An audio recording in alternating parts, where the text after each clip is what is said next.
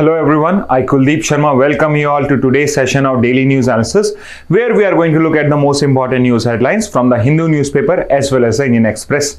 So let's start with the news for today.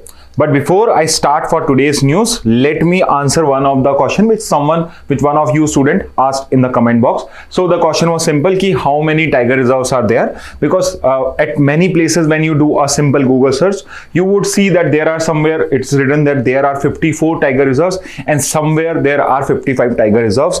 So if you go through normal websites or various UPSC websites, then you can find two answers. However, we should be considering only the authentic sources, and as per the NTCA website, the National Tiger Conservation Authority. So if you will go through that website, there is a specific page regarding tiger reserves, and there as of now it can be stated that there are now 55 tiger reserves. So in India, there are 55 tiger reserves, and which is the 55th tiger reserve? So it is a 5th tiger reserve of Rajasthan, Dholpur Karoli Tiger Reserve, and it was declared just last year to be the tiger reserve. Now, one important thing which you should know about tiger reserves is that which government, the center or the state government, is responsible for declaring a tiger reserve or declaring a particular sanctuary as a tiger reserve, or for instance, for declaring a particular area as a wildlife sanctuary. So remember this, a wildlife sanctuary or a tiger reserve is notified. It is notified by the state government, not by the center, but by the state government. So remember this point, that a wildlife sanctuary or a tiger reserve is notified by the state government.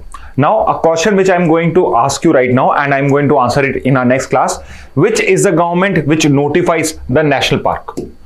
National park को कौन सी government notify करती है? National park is notified by which government? Is it the central government, is it the state government, और is it some authority like national tiger conservation authority और ministry of environment? Whatever is the answer, mention it comment box and we are going to discuss it in our next class. So from this comment box, so the question was from the student was how many tiger reserves are there in India?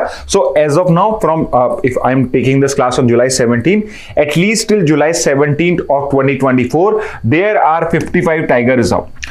There is another tiger reserve which might or might not become a tiger reserve this year. That is the Madhi Tiger Reserve in Goa. Madhi Tiger Reserve in Goa. So the Supreme Court has already passed an order where it has asked the Goan government to recognize Madhi Tiger Reserve as the 56th. Earlier it was supposed to be 55th, as a 56th tiger reserve of India. However, the Goan government or the government of Goa has argued, has said that is going to challenge it is going to ask for a review of the Supreme Court judgment, because as per the current condition of that place, it is not fit to be declared as a tiger reserve. So it is going to ask for more time. However, as of now, we only have 55 tiger reserve, and the 55th, and I think you should also know the 54th because it was also a recent addition last year only. So Virangna Durgavati Tiger Reserve in MP was the 54th tiger reserve, and now we have the 55th tiger reserve also, the Dholpur Karoli Tiger Reserve. Okay, so this was the answer from your comment box. Okay, so we read all your comments in the comment box. So whatever you are answering, we are moving forward, we are going to try to answer all the questions in your next classes. So now let's start with today's news. So some of the news in today's newspaper are very interesting. For example, recently the Karnataka government has, the Karnataka cabinet has decided that they are going to introduce 50% quota for the residents of Karnataka people or of the Karnataka state. So जो लोग कर्नाटका में रहते हैं उसके उन लोगों में 50% लोगों को government as well as private jobs के अंदर में 50% जो जॉब्स होंगी मैनेजमेंट के अंदर में, फॉर एग्जांपल जो कोई आप सीईओ होता है या फिर जो डायरेक्टर लेवल की होते हैं, उन सब में एटलीस्ट 50% लोग लोकल रेसिडेंट होने चाहिए, एंड बाकी की जो जॉब्स है लोअर लेवल की जॉब्स है उसमें 75% तक पर्संस कन्नड़ स्टेट के होने चाहिए या कर्नाटका स्टेट के होने चाहिए. सो क्वेश्चन ये आता है, क्या इस टाइप के बिल्स या रेसिडेंस के बेस पे आप लोकल रिजर्वेशन या इस टाइप से रिजर्वेशन आप लोकल रेसिडेंट्स को दे सकते हो नहीं दे सकते हो? तो उसके लिए हमारे पास एक बहुत ही लेटेस्ट केस है जो है Punjab and Haryana high court का ऑफ द ईयर 2023. सो इस केस का नाम है IMT industrial association versus state of Haryana. I won't suggest कि आप इस केस का नाम याद करें, बट इससे हम एक इंपॉर्टेंट लीगल सिचुएशन या कंडीशन जान पाएंगे। वो ये है कि क्या इंडिया के अंदर में रेसिडेंस के बेसिस पे आप रिजर्वेशन दे सकते हो या नहीं दे सकते हो, किसी स्टेट के लोकल रेसिडेंट्स के लिए आप कोटा फिक्स कर सकते हो नहीं कर सकते हो। सो ये जो पर्टिकुलर केस है, इसके अंदर में हरियाणा का एक लॉ चैलेंज किया गया था, जिसके अंदर में 75% सीट्स हरियाणा के रेसिडेंट्स के लिए यहां पे रिजर्व करी जा रही थी। तो 75% सीट्स के ऊपर पे, या लेट्स से अगर फैक्ट्री के अंदर वर्कर्स की भी कोई पोजीशन है तो उसके अंदर में 75% सीट्स आप सिर्फ लोकल रेसिडेंट्स ऑफ हरियाणा को ही दोगे, किसी और आउटसाइड पर्सनल को नहीं दोगे। हाउएवर इस पर्टिकुलर केस के अंदर में Punjab and Haryana high court, तो ये केस सुप्रीम कोर्ट भी नहीं पहुंचा, Punjab and Haryana high court ने ही इसको अनकॉन्स्टिट्यूशनल डिक्लेयर कर दिया कि as per the constitution such kind of reservation is not allowed under article 14, 15, 16 as well as it violates your article 19 also. तो 19 के अंदर में फ्रीडम ऑफ मूवमेंट भी लिखा हुआ है, आपका टू रिसाइड एंड सेटल भी लिखा हुआ है। सो इनडायरेक्टली ये सब इन सब राइट्स को भी वायलेट करता है, तो इस वजह से इसको अनकॉन्स्टिट्यूशनल डिक्लेयर करा। सो यहां पे हम एक दो इंपॉर्टेंट आर्टिकल्स को गो थ्रू करेंगे। एक है आपका आर्टिकल 16 क्लॉज 2 और एक है आपका article 16 clause 3। However, I should be clarifying this that Article 16 जो है वो सिर्फ पब्लिक जॉब्स के लिए इंप्लीमेंट होता है, बट स्टिल यहां पे जब हम 16 क्लॉज 3 को देखेंगे, सो वी वुड ऑब्जर्व कि प्राइवेट जॉब्स के लिए भी आप इस तरीके से इतना इजीली आप 75% कोटा नहीं दे सकते हैं, बिकॉज वो इनडायरेक्टली आर्टिकल 19 के अंदर में जो freedom to reside and settle in a part है, freedom to move throughout the territory है, फ्रीडम टू ट्रेड प्रोफेशन है, उन सबको भी वो वायलेट करता है। तो आर्टिकल 16 क्लॉज 2 क्या कहता है कि इन किन्हीं ग्राउंड्स पे religion, race, caste, sex, place of birth, descent और रेसिडेंस, इन सब पे आप डिस्क्रिमिनेट नहीं कर सकते when it's come to employment in public jobs. And 16 clause 3 क्या कहता है कि अगर रेसिडेंस, so residence is a ground on which there should not be any discrimination. However 16 clause 3 क्या कहता है कि पार्लियामेंट के पास में पावर है, parliament has the power to require residence as a condition. So in any case अगर मेरे को कहीं पब्लिक एम्प्लॉयमेंट के अंदर में रेसिडेंस को कंडीशन भी बनाना है, तो वो पावर पार्लियामेंट के पास है, स्टेट लेजिस्लेटिव असेंबली के पास नहीं है। And at the same time private sector के अंदर में मैं इसलिए कोटा नहीं दे सकता हूं because as per the Punjab and Haryana high court ये मेरे आर्टिकल 19 D, E और G को वायलेट करता है। So if you want to read more about it, just look for this particular case and you will find the reasons because of which the Punjab and Haryana High Court declared it unconstitutional. So because of this particular news, we are going to discuss this also. Moving on to the next one. So next news is again from the state of Haryana. So Haryana first news पे भी हम cover कर रहे थे, second news में Haryana directly में आ रहा है। So what has happened is कि अभी हरियाणा में अमित शाह ने एक रैली करी एंड वहां पे उन्होंने क्या बोला कि जो OBC है उनकी जो इनकम सीलिंग है उसको हम 6 लाख से 8 लाख कर रहे हैं। So I hope you are aware कि इंडिया के अंदर में आपका जो वर्टिकल रिजर्वेशन है उसमें हम SCs, STs, OBCs और EWS को इंक्लूड करते हैं। And as per a particular judgment, a very important judgment जिसने OBC रिजर्वेशन को कॉन्स्टिट्यूशनल स्टेटस दिया था, the very famous Indira Sawhney judgment of 1992, उसके हिसाब से आप हर किसी को OBC के अंदर में रिजर्वेशन नहीं दोगे। एज पर सुप्रीम कोर्ट आपको क्रीमी लेयर को सेपरेट करना पड़ेगा। क्रीमी लेयर कौन से लोग हो गए? वो लोग जो सोशली, एजुकेशनली और इकोनॉमिकली वेल ऑफ है, तो उन लोगों को आप रिजर्वेशन का बेनिफिट नहीं दोगे, और जो लोग उनके अलावा बचे, जो लोग उनसे बैकवर्ड है, सिर्फ उन्हीं पर्टिकुलर लोगों को उन पर्टिकुलर कास्ट के अंदर में आप रिजर्वेशन दोगे।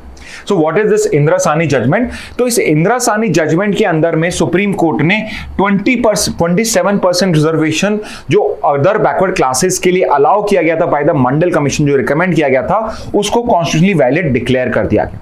हाउएवर यहां पे सुप्रीम कोर्ट ने क्या बोला? यहां पे सुप्रीम कोर्ट ने एक खुद ने ही क्रीमी लेयर पार्लियामेंट का बनाया हुआ कंसेप्ट नहीं है, it's a concept introduced by the supreme court Indira Sawhney judgment. And इन्होंने बोला कि जो उन पर्टिकुलर कास्ट के अंदर में क्रीमी लेयर में आते, यानी जिनका इकोनॉमिक स्टेटस बहुत अच्छा है, जो पहले से ही सोशल और एजुकेशनली फॉरवर्ड हो चुके हैं, उन पर्टिकुलर लोगों को उन पर्टिकुलर क्लास में इंक्लूड नहीं किया जाएगा। So as per this creamy layer को डिटरमाइन करने के कुछ क्राइटेरियाज ड्रॉ अप करें, ऑल्सो रिमेंबर ओबीसी का जो क्रीमी लेयर का क्राइटेरिया होता है वो सेंटर के लिए डिफरेंट होता है एंड हर स्टेट का एक डिफरेंट क्राइटेरिया हो सकता है। फॉर एग्जाम्पल यहां पे हमने जब हरियाणा का गवर्नमेंट का हम केस देख रहे हैं तो यहां पे ओबीसी सीलिंग को 6 लाख to 8 लाख करा है, but at the same time centre का 8 लाख पहले से ही है, कई साल से 2022 से ही सेंटर का 8 लाख सीलिंग हो चुका था। So you don't need to know कि कौन कौन से क्राइटेरिया, क्या क्या क्राइटेरिया होता है। I am just giving you an idea कि अगर इनकम क्राइटेरिया देखें कि वेदर अ पर्टिकुलर स्टूडेंट और a particular person is going to get any benefit, it depends कि उसके पेरेंट्स की जो टोटल इनकम है वो 8 लाख पर एनम से ऊपर तो नहीं है। So center हो या states हो, most of the states and including the center, income criteria is very simple, it is very similar. It is अगर दोनों पेरेंट्स की total income 8 lakh per annum से ज्यादा होती है तो फिर हम उसे क्रीमी लेयर में काउंट करते हैं, उसको ओबीसी का फायदा नहीं मिलता है। Second is professional criteria. So professional criteria is again very simple. अगर आप ग्रुप ए या ग्रुप बी में आपके पेरेंट्स हैं, ग्रुप ए में आपका एक भी पेरेंट है, ग्रुप बी में आपके दोनों पेरेंट्स अगर जॉब करते हैं, और in other case let's say कि अगर आप प्राइवेट प्रैक्टिस करते हो, आप डॉक्टर हो, लॉयर हो, सीए हो और आपकी इनकम 8 लाख अबव है, तो इन सारी सिचुएशन में भी आप क्रीमी लेयर में काउंट होगे। But at the same time अगर आप ग्रुप सी या ग्रुप डी में आते हो एंड प्लस आपकी इनकम लेस देन 8 लाख है, तब आपको क्रीमी नॉन क्रीमी लेयर माना जाएगा और अब आपको ओबीसी का बेनिफिट मिलेगा। और थर्ड होता है एक क्राइटेरिया प्रॉपर्टी होल्डिंग्स का। सो फॉर एग्जांपल अगर आप विलेज एरिया में रहते हो और आपकी जो भी सीलिंग है उसकी 85% तक अगर आपकी लैंड है, वहां पे एग्रीकल्चर लैंड है, तब आप क्रीमी लेयर में आओगे और आपको ओबीसी का फायदा नहीं मिलेगा। But at the same time जो भी सीलिंग है उससे 85% तक आपकी लैंड है, तब आपको ओबीसी का फायदा मिल सकता है। So remember this, creamy layer का जो कंसेप्ट है वो इंदिरा साहनी में किया गया था and we are reading this because Haryana ने जो क्रीमी लेयर का कंसेप्ट है उसके अंदर में इंक्रीज करा, उसके अंदर में इनकम क्राइटेरिया को 6 लाख से 8 लाख तक लेकर आया गया है। So remember this point also. Moving on to the next news. So next news is regarding a recent synchronized census of elephants which has taken place in the 4 southern states. तो 4 southern states जो हैं वो आपको पता होनी चाहिए। I'm not going to tell you in this particular PPT की कौन सी 4 states है। Either read the news or wait for the 20 GK questions for today because there I have framed a question from this particular news only. So students, I make sure कि जो भी questions आपको आ रहे हैं रोज 20 GK questions में वो आज के न्यूज़पेपर से ही हो। So most of the questions at least like for example आज के जो 20 questions है, 20 की 20 G question have been derived or are related to today's newspaper Hindu and Indian express के न्यूज़पेपर से ही मैंने आपके लिए। So ये जो 4 states हैं, जो साउथ की states हैं, I've already told you, इनके अंदर में आपका सिंक्रोनाइज्ड एलिफेंट पॉपुलेशन सेंसस हुआ है या एलिफेंट सेंसस हुआ है, जिससे हम हर स्टेट की पॉपुलेशन, एलिफेंट की पॉपुलेशन को जान सकें। तो इसमें हमें एक अपॉर्चुनिटी मिलती है कि हम प्रोजेक्ट एलिफेंट के बारे में रीड कर सकें। सो प्रोजेक्ट एलिफेंट हमने 1992 में लॉन्च करा था। It's a central sponsored scheme, यानी कि इसके अंदर में सेंटर और स्टेट्स मिलके पैसा देते हैं। प्रोजेक्ट एलिफेंट को 92 में लॉन्च किया था और it was launch after the success of project tiger which was launched in which year? It was launched in the year 1973। So project tiger की सक्सेस से बिकॉज हम टाइगर की पॉपुलेशन को वापस से रिक्यूपरेट कर पाए थे, तो इसलिए हमने एलिफेंट्स के प्रोटेक्शन के लिए प्रोजेक्ट एलिफेंट स्टार्ट किया था in the year 1992. And this particular project has also been a very successful project for protection of elephants, their habitats and corridors in India, जिसके बेसिस में हम एलिफेंट्स की population को increase कर पाए। अब इसमें 2 पॉइंट्स आपके लिए आई थिंक जो फैक्चुअल डेटा कई बार आपके एग्जाम में आ सकता है। फॉर एग्जांपल अगर क्वेश्चन आ जाए कि ऐसी कौन सी कंट्री है वर्ल्ड की जिसके अंदर में लार्जेस्ट पॉपुलेशन एलिफेंट्स की, so the answer would be Botswana. So you should know कि वर्ल्ड में सबसे ज्यादा पॉपुलेशन एलिफेंट्स की कहां पे है? बोट्सवाना कंट्री है जो आपकी अफ्रीका के अंदर में 1,32,000. So it's a very large population of elephants and of African elephants. It's in Botswana. So अगर मैं overall elephant बोलूं, so there are 2 types of elephants majorly. एक तो है आपके African elephants और एक है आपके Asian elephants. So India के अंदर में Asian elephants मिलते हैं. So if I ask about which country has the largest population of Asian elephants, then it is India also. However, अगर मैं overall बात करूं African plus Asian, then in that case it would be Botswana, जिसके अंदर में more than 1,32,000 है। ये data आपके लिए इंपॉर्टेंट नहीं है, the country is important for you to know. Next is state कौन सी है जिसके अंदर में लार्जेस्ट एलिफेंट पॉपुलेशन है? सो एक state, so I am telling you the one state जिसमें सबसे ज्यादा लार्जेस्ट पॉपुलेशन है, जिसके अंदर में आपका सिंक्रोनाइज्ड आपका एलिफेंट सेंसस भी हो रहा है to check the population in the southern states, and that state is Karnataka.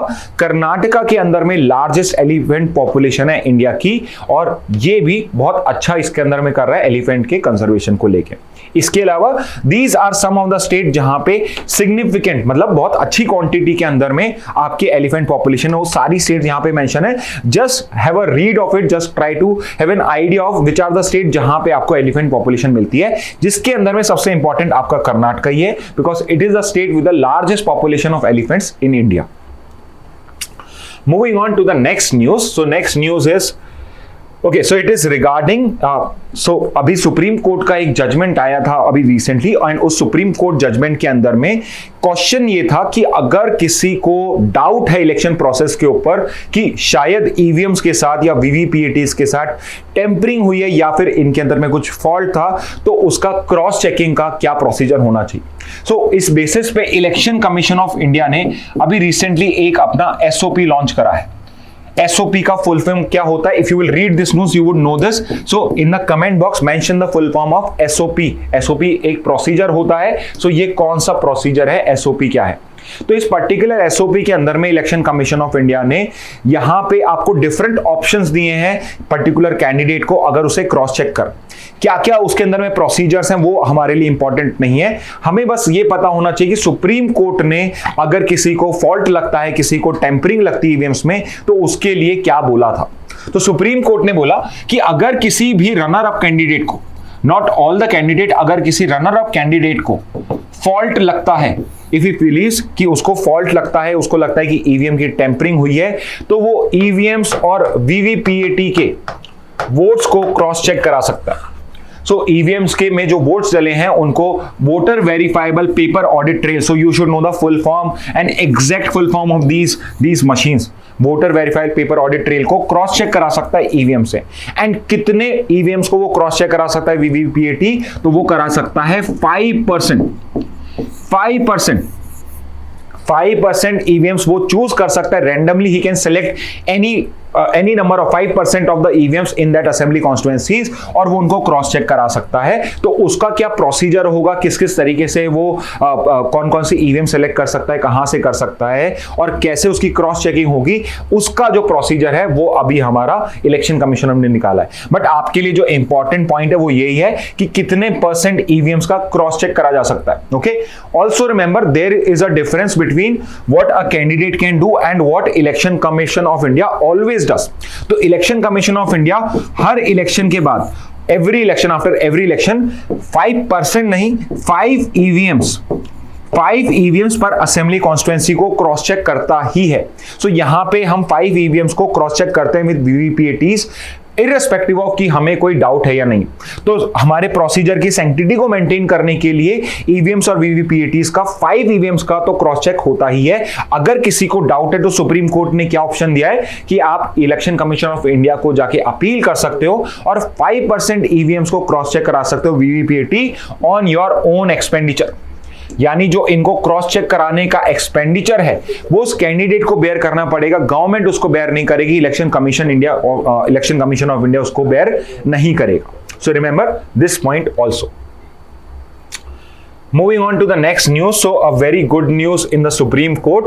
2 new judges have been appointed to the Supreme Court recently, and the 2 new judges are Justice R. Mahadevan and N. Koteshwar Singh. And N. Koteshwar Singh is an important person because he is the first Supreme Court judge, first Supreme Court judge to be appointed from the state of Manipur. सो मणिपुर से किसी high court जज को, जो majorly आपके high court के जज थे ये, तो वहां से मणिपुर के किसी हाई कोर्ट जज को सुप्रीम कोर्ट ने एलिवेट करा है to the supreme court collegium ने एलिवेट करा है टू द सुप्रीम कोर्ट। तो सुप्रीम कोर्ट के जज बने, फर्स्ट सुप्रीम कोर्ट जज बने from the state of Manipur. And Manipur आपके कई 2 साल से, पिछले 2 साल से, because of the civil strife going on between Meiteis and Kuki Zomi community, उस वजह से न्यूज में भी है। So it is a good news कि मणिपुर से या फर्स्ट टाइम कोई जज आपका नॉर्थ ईस्ट के मणिपुर से बन रहा है। So don't think north east से पहला जज है रंजन गोगोई जो चीफ जस्टिस ऑफ इंडिया रहे, he was the first chief justice of India who has come from the north east. Otherwise Manipur से now N Koteshwar Singh has become the first supreme court जज। इसके अलावा justice R Mahadevan from Madras high court, he has been appointed as the second जज। इसके अलावा you should know कि now it is at the full strength, तो supreme court की full judicial strength हो चुकी है। एंड यू शुड नो कि सुप्रीम कोर्ट की फुल जुडिशियल स्ट्रेंथ क्या है। सो इट इज 1 + 33 और इट इज 34 जजेस। तो अगर चीफ जस्टिस ऑफ इंडिया को मैं इंक्लूड करूं, द टोटल नंबर ऑफ जजेस in the supreme court are 34 और 1 + 33 अदर जजेस। And I hope you are aware कि as of now we use the collegium system of appointment for appointment of the Supreme Court judges. Moving on to the next one, so there is an editorial in the Hindu newspaper जिसके अंदर में कि यहाँ पे बात करी जा रही है कि जो चिल्ड्रंस होते हैं उनको राइट टू प्ले को भी हम एक, आज इंडिया में फंडामेंटल राइट तो नहीं है, बट एक राइट टू प्ले को भी हम एक इंपॉर्टेंट राइट की तरह रिकॉग्नाइज करते हैं, जो एक फिजिकल एंड मेंटल वेलबींग के चिल्ड्रन के लिए इंपॉर्टेंट होता है। तो इस पर्टिकुलर आर्टिकल को आप रीड कर सकते हो कि बिकॉज इंडिया के अंदर में क्लाइमेट चेंज की वजह से, और इस साल हमने हीट वेव्स को बहुत बार रीड करा है, हीट वेव्स की वजह से जो चिल्ड्रंस हो रहे हैं उनका जो राइट टू प्ले है उसको वो एक्सरसाइज नहीं कर पा रहे, पेरेंट्स अलाउ ही नहीं करेंगे अगर हीट वेव्स चल रही हैं। They also know, the children also know it is not possible to go and play in the open when the heat waves are going on. However, इस पर्टिकुलर आर्टिकल में एक particular index की बात हुई है, तो हम उस इंडेक्स को कवर जरूर कर लेते हैं, and that index is children climate risk index. तो ये एक पर्टिकुलर इंडेक्स है जो रैंक करता है कंट्रीज को ऑन द बेसिस ऑफ कि जो वहां के चिल्ड्रंस हैं वो कितने वल्नरेबल हैं, ससेप्टेबल हैं टू क्लाइमेट चेंजेस। तो क्लाइमेट वल्नरेबिलिटी के बेसिस पे ये कंट्रीज को रैंक करता है, यानी जो कंट्री जितनी ज्यादा वल्नरेबल होगी वो उतनी हायर पोजीशन में होगी। यानी इस पर्टिकुलर इंडेक्स में आपकी रैंक जितनी पीछे है उतना ही आप अच्छा परफॉर्म कर रहे हो। आप कह सकते हो ये उल्टा इंडेक्स। ओके, सो एक हर किसी इंडेक्स की तरह आपको 3-4 इंफॉर्मेशन पता होनी चाहिए। पहली इंफॉर्मेशन, इसे कौन पब्लिश करता है? So it is publish by United Nation children's fund, तो यूनिसेफ इसको पब्लिश करता है। Second is what is India's rank this year? So India's rank is 26। So there is nothing to be happy about this particular rank, because I have already told you कि जितनी आपकी rank ऊपर है, higher position में है, उतनी ही आपकी जो परफॉर्मेंस है वो खराब है। So out of 163 countries, India is ranking at 26th position. So first rank किसकी है? Rank 1 is Central African Republic, which is a very poor country in the African continent. And which is the last rank? तो last rank Iceland की, which means it is the best country when it's come to children's right to play. So right to play, और very importantly why I am discussing this right to play, because इसी साल हमने पहला international day of play भी celebrate करा है। So अभी recently जून 11 को, सो एक कमेंट बॉक्स में आपको आंसर करना है जुलाई 11 को हम किस तरीके से सेलिब्रेट करते हैं। सो जुलाई 11 की जो क्लास थी उसमें हमने इस पर्टिकुलर डे को डिस्कस भी किया था।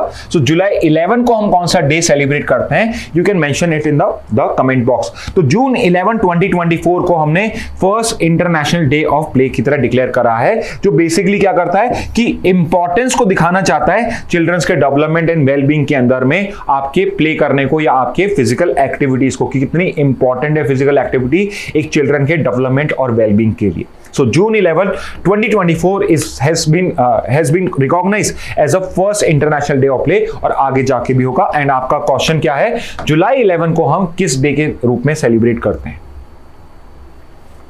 Moving on to the next news. So very recently this news was all over the place that the current candidate and the former US president, your Donald Trump, who is a very popular figure you may like him or you might dislike him or hate him, but he's a very popular figure in the US right now, and there was a recent assassination attempt. So now, although he was saved and now he's come back strongly also. So uski wajah se let's look at some historical situation और historical personals जिनके against में इस type के attacks हुए हैं, because आपके CLAT के exam में इसी टाइप के क्वेश्चंस आते हैं कि न्यूज यहां पे ट्रम्प की आ रही है तो उससे रिलेट करके कोई हिस्टोरिकल क्वेश्चन या कुछ इंटरेस्टिंग क्वेश्चन पूछ लिया. So this is a list of the people who were US presidents and were assassinated during office. तो सबसे इंपॉर्टेंट नाम जो आपके लिए है, it is Abraham Lincoln. So Abraham Lincoln ऐसे फर्स्ट पर्सन नहीं थे जिनके अगेंस्ट में असैसिनेशन अटेम्प्ट हुआ हो. यूएस प्रेसिडेंट्स की एक बहुत लंबी लिस्ट है जिनके ऊपर पे असैसिनेशन अटेम्प्ट हुए हैं while they were in office और while they were out of office. However Abraham Lincoln was the first US president to be assassinated while he was in office. So that's why this name is important. उसके अलावा कुछ और नाम है, John F Kennedy. तो इनके Kennedy के assassination के ऊपर पे कई मूवीज, कई कॉन्स्पिरेसी थ्योरीज भी हुई थी. However, हमारे लिए जो नाम इंपॉर्टेंट है, दिस इज अब्राहम लिंकन. अब यहां पे यूएस प्रेसिडेंट के ऊपर पे असैसिनेशन अटेम्प्ट हुआ है. So it is very much plausible कि आपसे इंडिया के प्रेसिडेंट या प्राइम मिनिस्टर पे असैसिनेशन अटेम्प्ट तो नहीं, बट असैसिनेशन जहां पे हो पाया था वो पूछा जा सके. सो यू शुड नो, एक तो इंडिया के किसी प्रेसिडेंट के ऊपर पे क्या असैसिनेशन अटेम्प्ट हुआ और क्या वो सक्सेसफुल हुआ है. So answer is no. Indian presidents के ऊपर पे आज तक कभी कोई असैसिनेशन अटेम्प्ट या सक्सेसफुल असैसिनेशन अटेम्प्ट नहीं हुआ है. So you should know this fact. But sadly India के दो ऐसे प्राइम मिनिस्टर हैं, दोनों गांधी थे, जो असैसिनेट हो गए थे. सो पहली थी इंदिरा गांधी, जिनको उनके सिख बॉडीगार्ड्स ने ही असैसिनेट कर दिया था. And why I am telling you their names also, the reason is because Beant Singh का जो सन है, he actually contested the Lok Sabha election this time and he actually won the election from Punjab. So that's why I am telling you the name of the assassin also. So Satwant Singh and Beant Singh, ये दो persons हैं जो Assassin's थे, जो Sikh bodyguards थे. इंदिरा गांधी का assassination हुआ था on October 31st, 1984. So these data facts are important this year because of the Lok Sabha elections also. Operation Blue Star के भी 40 years complete हुए हैं, तो इसलिए भी ये particular facts, ये particular dates, ये particular names आपके लिए important है. इसके बाद second sitting prime minister, not sitting prime minister but second prime minister who got assassinated was Rajiv Gandhi, who was assassinated on this particular date and it was the assassination was done by T Rajaratnam, who was a LTTE cadre soldier, liberation tiger of Tamil इलम. तो जो श्रीलंका के अंदर में एक Tamil country बनाना चाहते, जाफना जिसका centre था, उसकी ये मेंबर थी. और they did an assassination attempt because Rajiv Gandhi ने अपनी पीस कीपिंग फोर्सेज भेजी थी श्रीलंका में, एंड उसको चैलेंज करने के लिए उसके अगेंस्ट में यहाँ पे एक असैसिनेशन अटेम्प्ट किया गया था, जो राजीव गांधी के अगेंस्ट में तमिलनाडु में होता, और इट वॉज सक्सेसफुल. सो ये दो लोग थे जिनका असैसिनेशन हुआ. The third Gandhi who was assassinated before these two people was Mahatma Gandhi, जिन्हें नाथुराम गोडसे ने गन डाउन करा था. सो बिकॉज ट्रम्प का केस न्यूज में है, तो इस टाइप के क्वेश्चंस भी आपसे पूछे जा सकते हैं. तो मेक नोट ऑफ दीस. आगे मूव करते हैं. So now it's time to look at some important news from the Indian Express. So even if you are going through the Hindu newspaper and if time is available, you can go through at least the important news which are there in the explain section. Otherwise just follow us because we make sure कि at least जो important news दोनों newspaper में overlap के अलावा, overlap वाली तो cover हो ही रही हैं, उसके अलावा कुछ ऐसी न्यूज जो एक ही में cover है या एक में ज्यादा अच्छे से cover है, वो हम यहाँ पे आपके लिए cover कर रहे हैं. For example, हिंदू के अंदर में PM श्री स्कीम के बारे में इतना डिटेल में नहीं था, बट इंडियन एक्सप्रेस के अंदर एक अच्छा सा आर्टिकल आया था. सो इट इज टाइम कि हम एक बार पीएम श्री स्कीम को गो थ्रू कर ले. सो लाइक ऑलवेज एक स्कीम का आपको फुल फॉर्म पता होना चाहिए. सो पीएम श्री का फुल फॉर्म है PM schools for rising India.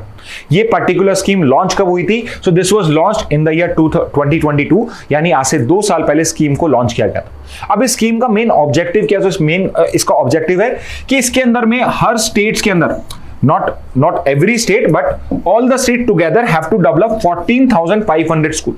14,500 schools को states के अंदर में डेवलप किया जाएगा so that वो एक एग्जाम्पल क्रिएट कर सके for the implementation of the national education policy of the year 2020.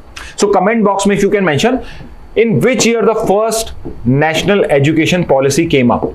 National education policy के ईयर्स, उसके कुछ पॉइंट्स आपसे पूछे जा सकते हैं. So national education policy is also important. तो first national education policy India के अंदर में कब आई थी? सो इसके बाद एक और आई थी, उसके बाद एक और आई है आपकी, तो ऐसी आपकी 3 हो चुकी हैं. तो नेशनल एजुकेशन पॉलिसी फर्स्ट कब आई थी आपको बताना है. एंड पीएम श्री का मेन ऑब्जेक्टिव क्या है? टू डेवलप 14,500 स्कूल्स, जिसके अंदर में हम जो एग्जांपल बन सके for implementation of national education policy 2020. अब इसके अंदर में क्या होगा? ये जो स्कीम है पर्टिकुलरली ये हर लेवल पे, यानी स्टार्टिंग फ्रॉम योर क्लास 1 से लेके क्लास 12 में जो आपका प्रेजेंट स्ट्रक्चर चल रहा है उसी के अंदर में आपको इसको रन कर. अब कुछ स्टेट्स हैं, for example Delhi, Punjab and West Bengal, वो पीएम श्री को इंप्लीमेंट करने से मना कर चुके हैं और उनका मना करने का रीजन डिफरेंट है. दिल्ली, पंजाब जिसको आप गवर्नमेंट रन करती है, उसका ये कहना है कि हम पहले से इस टाइप की स्कूल्स को रन कर रहे हैं, हम इस टाइप के प्रोग्राम्स रन कर रहे हैं. फॉर एग्जांपल एक उनका है schools of specialised excellence and school of eminence. इस टाइप के प्रोग्राम्स आप गवर्नमेंट पहले से रन कर रही है. तो दे आर सेइंग कि हमें पीएम श्री का कोई फायदा नहीं है, हमें उसको इंप्लीमेंट करने की रिक्वायरमेंट नहीं.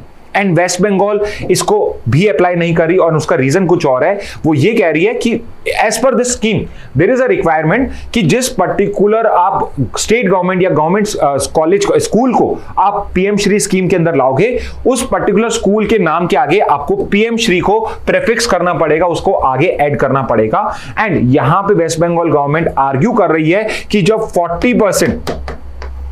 40% बजटरी रिसोर्सेज स्टेट गवर्नमेंट दे रही है, सो वी डोंट वांट कि आप हमें फोर्स करो कि हम इस पर्टिकुलर नेम को उसके आगे अटैच करें.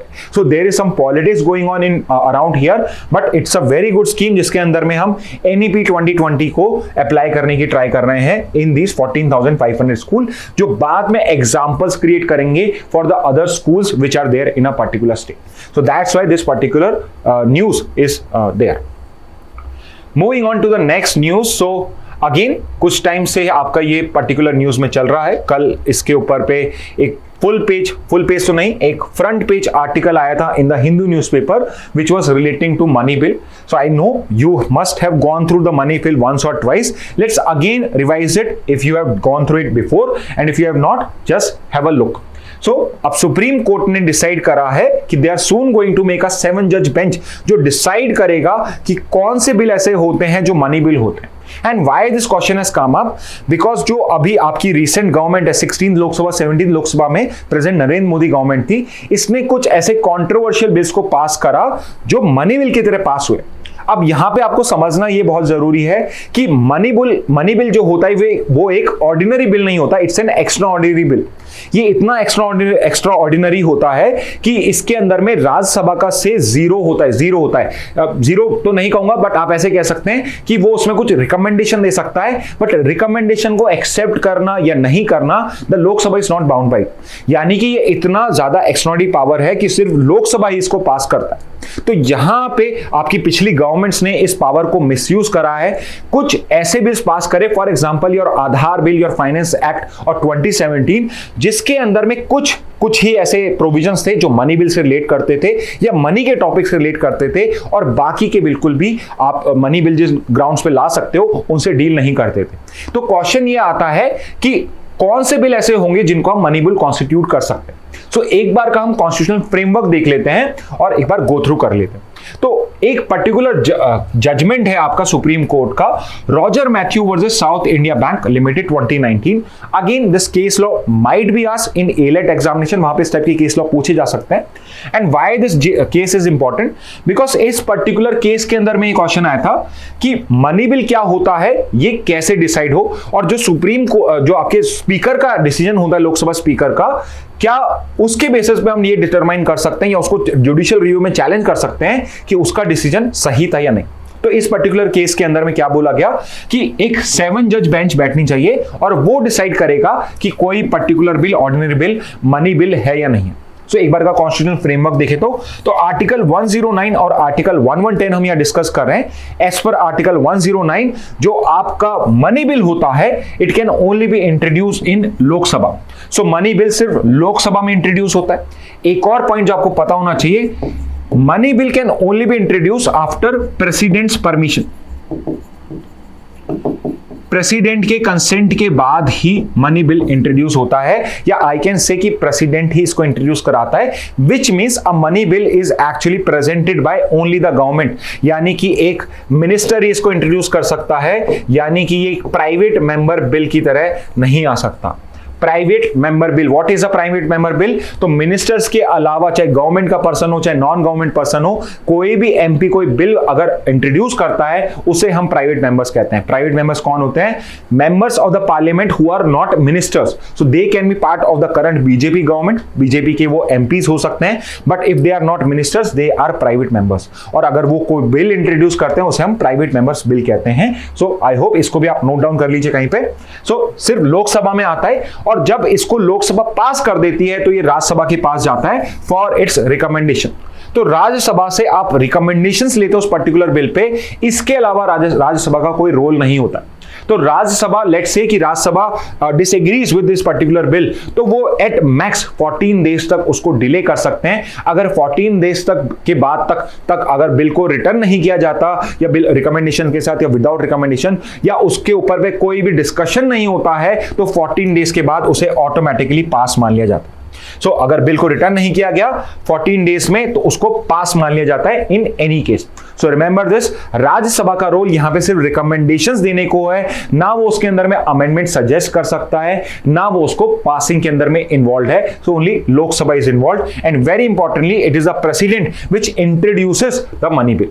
इसके अलावा article 1110 is another very important article of the constitution, because इस आर्टिकल 1110 के अंदर में आपके मनी बिल को डिफाइन करा हुआ है कि मनी बिल क्या होता है। एंड इट्स वेरी सिंपल, अगर आपको मैं सिंपल एक लाइन में समझाऊं मनी बिल क्या होता है। सो मनी बिल वो बिल है जो मनी की बात करता है, जो पैसे की बात करता है। तो जहां भी गवर्नमेंट के टैक्सेशन की बात हो, रेवेन्यू की बात हो, कंसोलिडेटेड फंड ऑफ इंडिया है, कंटिजेंसी फंड ऑफ इंडिया है, पब्लिक अकाउंट ऑफ इंडिया है, इन सब के बारे में पैसे को इसमें एंटर कराने की, यहां पैसे को निकालने की बात होगी, वो सारे मनी बिल के मैटर होंगे।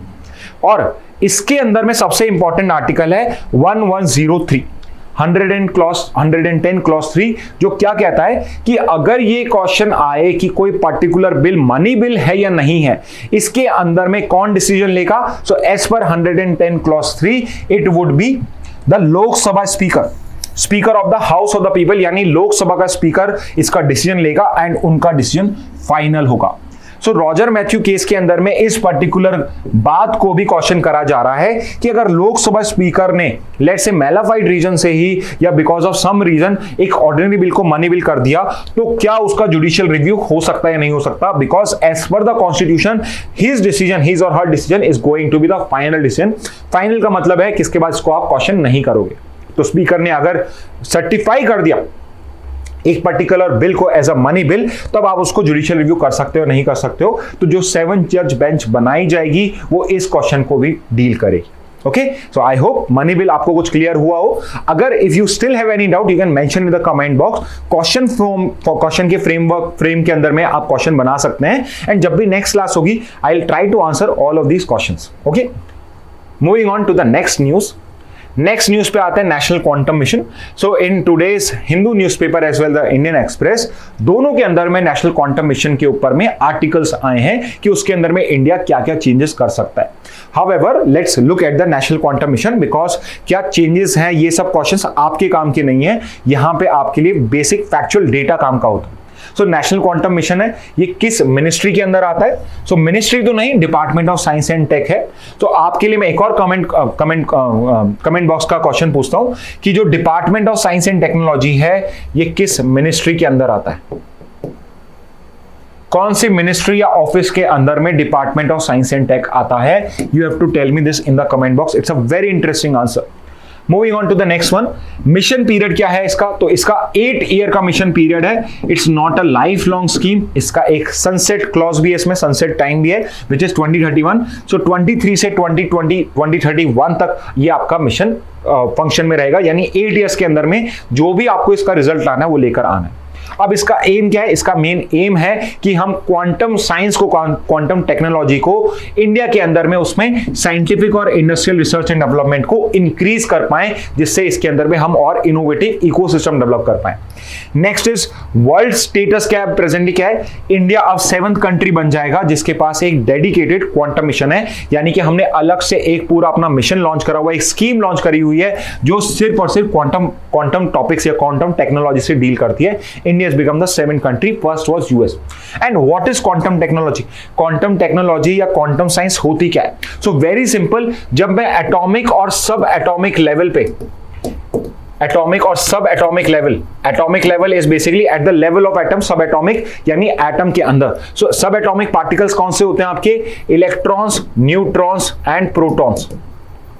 तो ये आपके होते हैं, इसके अंदर एलिमेंट्री पार्टिकल्स में भी आप डिवाइड कर सकते हो। फॉर एग्जांपल क्वार्क्स आपके एक सब एलिमेंट्री पार्टिकल्स होते हैं जो एटम्स के अंदर, या प्रोटॉन या इलेक्ट्रॉन को भी हम इनके दो क्वार्क्स के मिलने से इस तरीके से डिफाइन करते हैं। तो जब मैं सब एटॉमिक लेवल या एटॉमिक लेवल पे कोई रिसर्च कर रहा हूं, उन पार्टिकल्स की मैं स्टडी कर रहा हूं, तो मैं उसको क्वांटम साइंस या क्वांटम टेक्नोलॉजी का पार्ट देता हूं। So you can read this particular definition to understand कि क्वांटम टेक्नोलॉजी क्या होती है। स्ट्रेट फॉरवर्ड क्वेश्चन नहीं आएगा, but you should at least know that it is basically a study of atomic and subatomic particles in standard model of physics. Okay, so this is your quantum tech.